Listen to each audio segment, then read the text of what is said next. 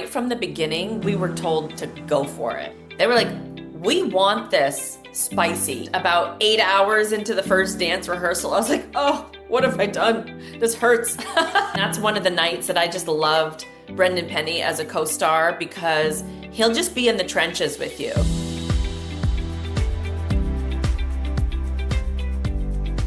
Hi, everyone. Welcome to the Heart in Motion podcast. I'm so excited to welcome back to the podcast Heather Hemmens. How are you doing, Heather? I am great. Thank you so much for having me to talk about Texas Two-Step. I'm Yes. so excited to finally talk about it. I just watched it last night. I definitely want to talk about the Sparks because they were there. So, yes, they were. So letting everybody know a little bit about Texas Two-Step, you play Olivia. Olivia is heading back home to help out her Aunt Ruby. A little bit of like there's some things going on at the bar that she owns, and maybe there's a little bit of like an injury, we'll say, of sorts. But here's what I want to know first of all. She gets back to the bar, and the name Luke comes up more than one time. But Olivia's best friend has never heard of Luke. So, why has Olivia decided to keep Luke a secret? Well, without revealing too much, I just think that it's a sore spot. Like that young love and like that first heartbreak, no matter who did the breaking and which direction it went, I think it's a definitely a sore spot that sometimes we don't realize we carry with us into our next relationships. There always be that one that nothing quite ever feels like quite as special. And that's Luke for Olivia. And I think she didn't tell June about it because we always think that young love couldn't be as meaningful as it feels at the time. That's a great point. I love that. So I mentioned Sparks, their first time reconnecting. They are there from the beginning. So I'm curious because I feel like you guys stayed in the Hallmark sphere, but there's definitely this like magnetic attraction between Olivia and Luke. So what direction were you given on how to kind of play that connection, conversations that maybe you had with Brendan Penny, who plays Luke? So, how did that kind of all play out? Well, I think what was great is right from the beginning, we were told to go for it. They were like, we want this spicy. We want this to be like turn up the heat. And thankfully, I've known Brendan for a couple years now, just through the Hallmark world, and we've gotten to work together on the cruises and stuff. So we got there, and that was the direction that we got, and that was pretty much the only notes that we got. In that realm, it was just go for it, make it spicy, like make it seem, that friction, that push and pull. And so we just kind of kept that in mind for every scene and really played with the banter and played with that dynamic. And you know, all in a hard day's work with Brendan. He's so difficult to have chemistry with. As magnetic as that connection is, and it is clearly there from the beginning, and like you said, it is throughout all of the scenes, there is this other distraction. So, an old classmate shows up in the picture, Brian. I'm curious, why is Brian even a distraction for Olivia? It's so funny. And I think this is a great debate for the ladies, right? Because why wouldn't he be? Brian is attractive, he's successful. She's also known him since her childhood, and there's some chemistry there. He's a good guy. On paper, it almost seems like he's the one that Olivia should go for. But I love that everyone votes for what they think is the true love story, which is that chemistry that you can't deny.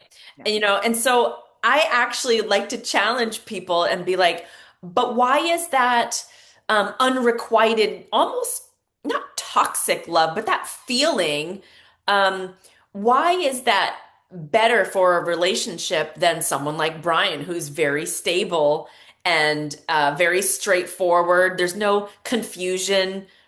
You know, Luke and Olivia didn't really talk for years. They didn't really talk about their breakup or anything. And I'm not sure if that's healthy. I'm not sure if that's a healthy relationship. But you can't deny feelings, right? And that's what's so beautiful about this love story is all logic just goes out the window when it comes to him. Absolutely. You've also got, there's some fun other stories going around their love story. There's an amazing secondary cast in this movie. Can you talk a little bit about that secondary cast and working with them? Yes, so Nathan and Kayla play Mason and June, which is so Mason is my character's cousin in the movie, and June is my best friend who comes home with me to check on Aunt Ruby. And the two of them meet and have kind of this quirky, really cute connection. And it feels really young in the way that it's like, well, do you think he likes me too? Like it just feels refreshing in that way. So yes, there's some great love stories happening around. And then the greatest love story is Olivia and June's girlfriendship and Olivia and Aunt Ruby and the way that she takes care of her aunt and shows up for her. So all of the relationships are so rooted in love and caretaking of each other. And that just made me really proud to be a part of this story. This movie is really fun in that there's some great music and there's a lot of great dancing. So, did you have to, I mean, was this part of the whole, hey, Heather's going to be a part of this project, but Heather, can you dance? Or how did that all go down? Because there's a lot and you guys nailed it. It was fantastic. Thank you. Thank you. Yeah, there's a lot there. I hadn't danced in a long time and but they did check. They checked before we went and did the movie and I gave like a hearty, "Oh yeah, I'm in. Let's go." And about 8 hours into the first dance rehearsal, I was like, "Oh, what have I done? This hurts."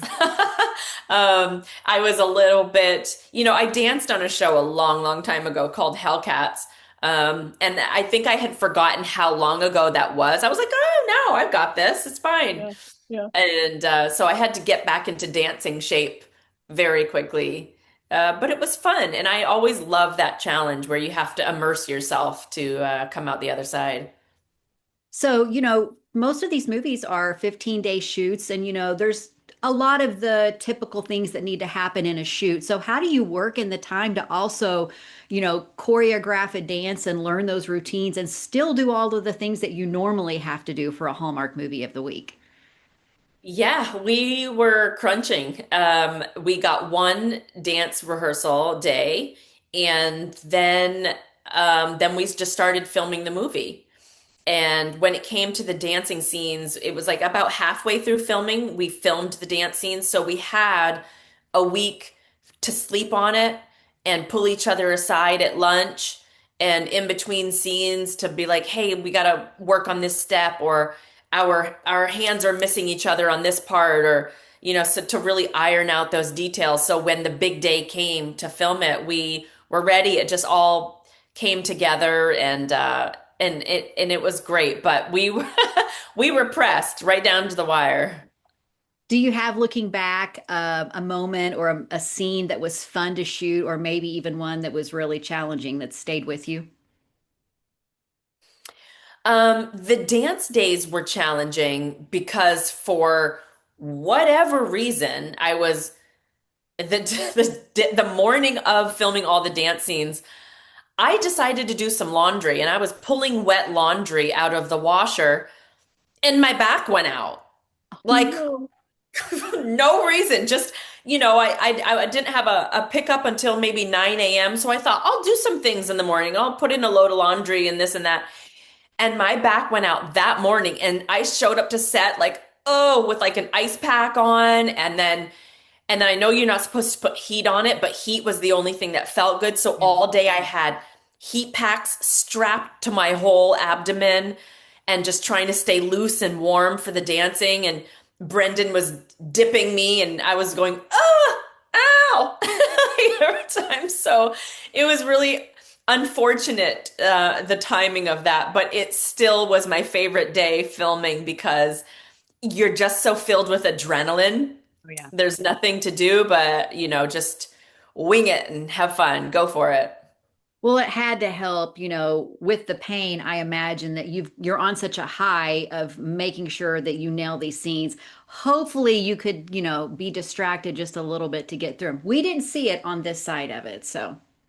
Well, that's something that's so fun about acting is like if you're cold and you're not supposed to be cold in the scene, you can't act cold. Mm-mm. You can't, Nope. if you're in pain and you're not supposed to be in pain in the scene, you can't act like you're in pain. So, you become kind of a master at like, um, your poker face Hmm. and Hmm. just getting through it. But yeah, dancing while in that physical pain was an exquisite experience. Do you have a scene that you're really excited for everybody to see? The ending scene, of course, because not only does it have like one of my favorite Hallmark endings of all time, but there's more dancing. Yeah. So you Yeah. have all of the good stuff in there. You have your big finale, with the characters all kind of, um, tying up their relationships in a beautiful bow. And I think setting up for if there's a possible sequel, which I think is the only way to tell this love story, because now that they're finally in each other's orbit, like we've got to see how this plays out. So that ending scene is really special because it leaves some questions, but it also like gives us that like So true. fuzzy feeling moment we need.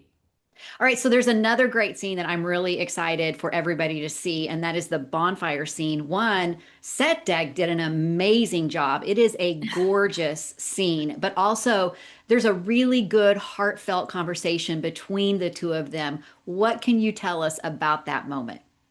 Well, yes, Set Deck did a great job because it looked magical out there, didn't it? It was, Yeah. the most romantic, quaint little set. It was gorgeous.